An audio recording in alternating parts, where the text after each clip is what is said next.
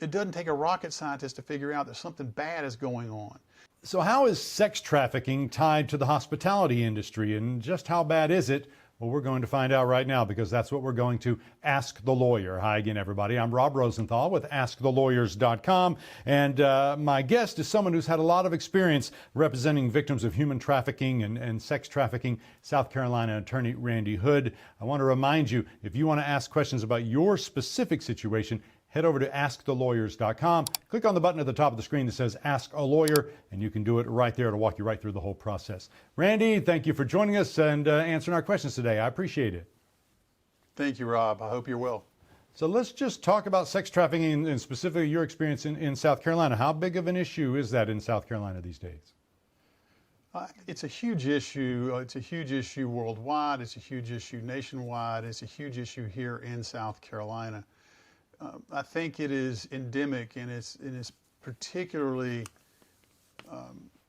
prevalent in areas that are high tourist locations. Uh-huh.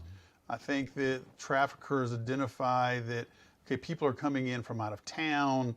There's a large population at certain times, and they identify certain areas, and then they move their victims into these specific areas.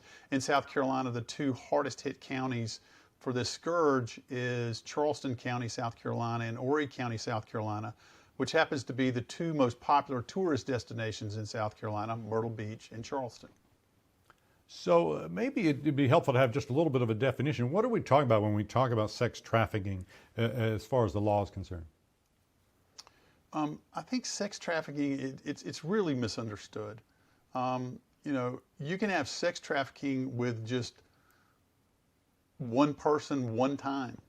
You can have sex trafficking where, it could be someone that she considers herself to be the girlfriend of someone. But essentially, it's the exchange of services against someone's will. And that against someone's will could be coercion, could be abuse, violence, facilitation through the provision of drugs or alcohol, or even food, a place to sleep.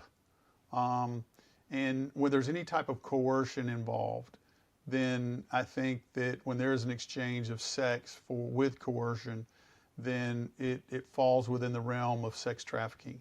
And most people, they think of it as, someone snatched off the street. But in fact, 60% of all traffickers are people that know the victim. They know them well. It could be their boyfriend. It could be a family member. It could be their father, their mother, their brother, their neighbor. It could be anyone. But chances are, the majority of time, they know their trafficker before they begin before they become a trafficking victim. Wow. And we started off by talking about the hospitality industry and how it fits into this. Explain that for us. Well, the hospitality industry has known for a very long time that there has to be a place where these sexual acts take place. It usually doesn't happen at someone's home. Right. It usually doesn't happen in a car. It's usually at a place where there is a bed and there is some sort of privacy, some modicum of privacy. And in the one place where that happens more than any other is in a hotel or a motel. And it has become such a known thing that IHG in 2013 did a study on sex trafficking in the hospitality industry. They created certain recommendations about things that would put someone on alert that there was a situation going on, that there may be sex trafficking going on in their particular facility. And is this the situation in your experience, Randy, that they know what's going on and they just turn a blind eye, or they don't want to deal with it, or are they benefiting from this somehow? Help me out. Rob, the way I look at this is, the good Lord gave us a brain to think, and in a situation in the hospitality industry, they have employees, they have front door staff, people who are manning the desk where you check in.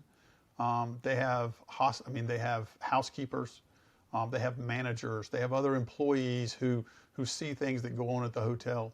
There are certain red flag signals that every hotel is aware would be an indicator that sex trafficking is going on. When you see an older man and a very young girl come into the hotel, a red flag should go up. When they request for housekeeping to cease services for periods of days, that's a sign. When they ask for rooms that is beside an exit door, that's a sign.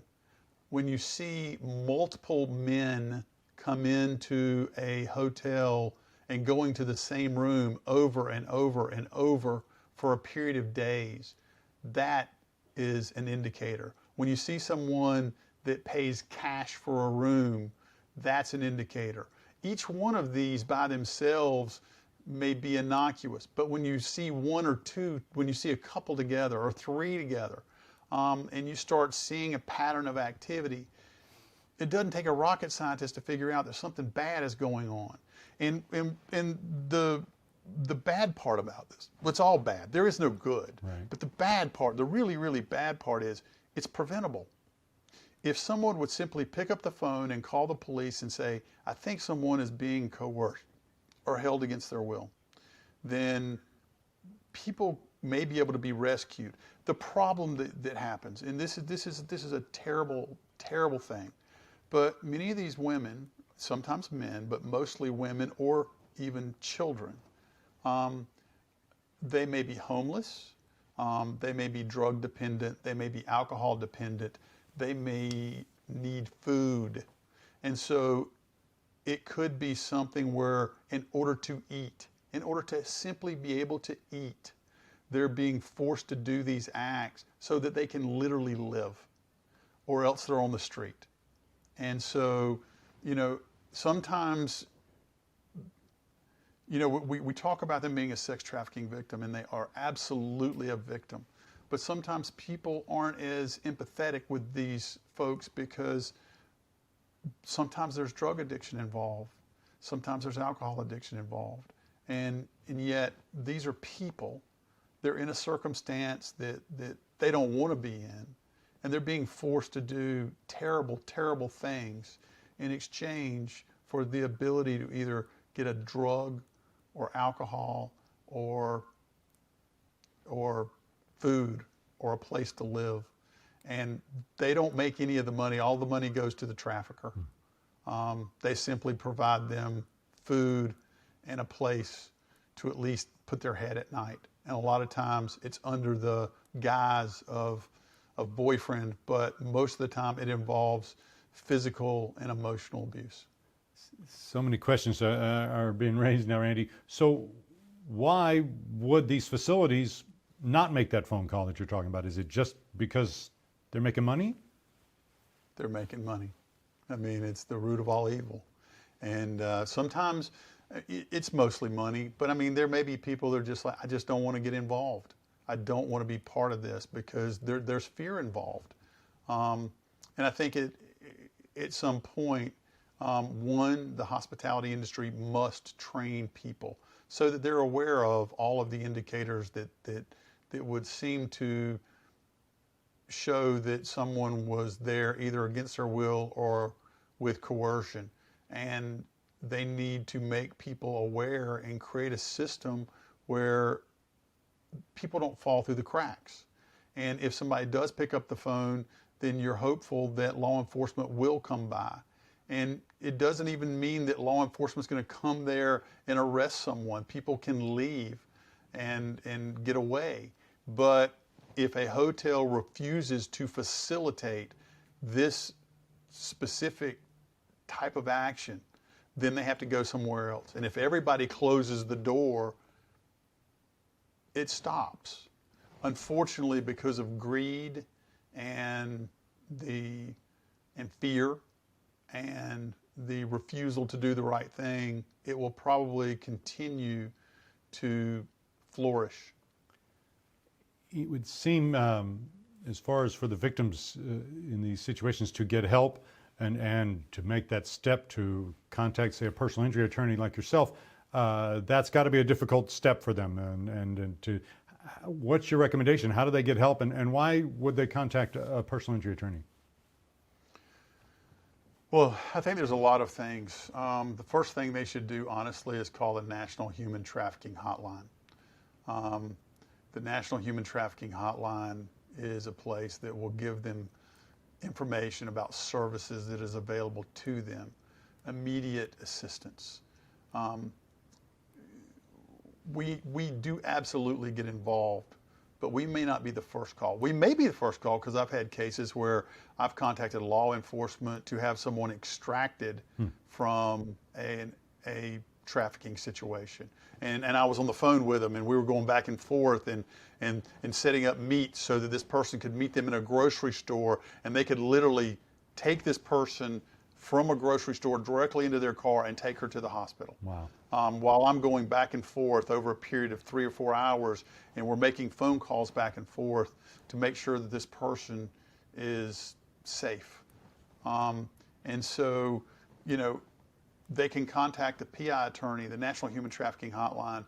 They can contact the local sex abuse shelter or resource center. They've got them in literally every county in South Carolina, or there may be one for every 2 or 3 counties. But if you look up sex abuse South Carolina, you're going to see some of these resources that are available. But when they do come to a personal injury attorney, sometimes they want to speak to a female. They don't want to speak to a man because many times the man has been the trafficker. These are people that have suffered from years of sex abuse. They may have been sexually abused in their youth, and it's usually a man. It's almost always a man that's involved in that, and they don't want a male presence because that's the person that is the genesis of all of the problems that they're having. Sometimes they want to speak to a female, and we have female attorneys. Our firm has female attorneys who are engaged in this area of law who can assist them. If they do speak to a man, obviously I've been doing this and I do this, and I help them, try to help them in some way. The most important thing, I think, is to get them extracted from the situation they're in, because if they are a drug addict, or they're you know, alcohol dependent, or they don't have a place to sleep, or they don't have food, you need to get them basic human services to be able to live. And many times the only way for them to live and to have things that are necessary for life is through their trafficker, because they have fallen into such hard times. Family may have turned their back on them. Society has certainly turned their back on them. And so there's very little resources available, and yet they are there. They can be accessed. And so it's important for them to learn who to reach out to and how to get these resources to actually get out of the situation they're in. Because if they remain in a human trafficking or a sex trafficking situation, they're going to have a very short life. Has it happened, Randy, and I'm hoping it has, that when you've taken on some of these victims as clients, is there a possibility that you can try to recover damages from the hotels or motels? It would seem like if they feel like the monetary loss could be bigger than what they're going to gain by, you know, turning a blind eye, that maybe that could make a difference. Well, I think that there are different causes of action that we have available to us from a legal standpoint.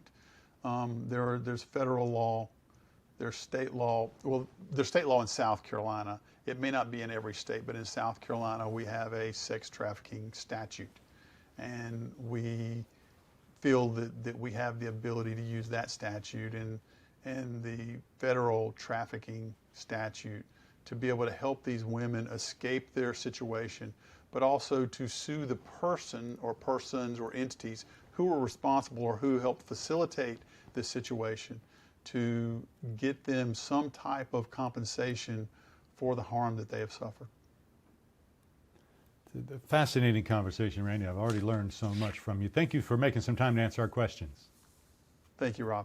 That's going to do it for this episode of Ask the Lawyer. My guest has been South Carolina attorney Randy Hood. Remember, if you'd like to ask questions about your specific situation, go to askthelawyer.com. There's a button at the top of the screen that says Ask a Lawyer, and you can ask away right there. Thanks for watching. I'm Rob Rosenthal with Ask the Lawyers.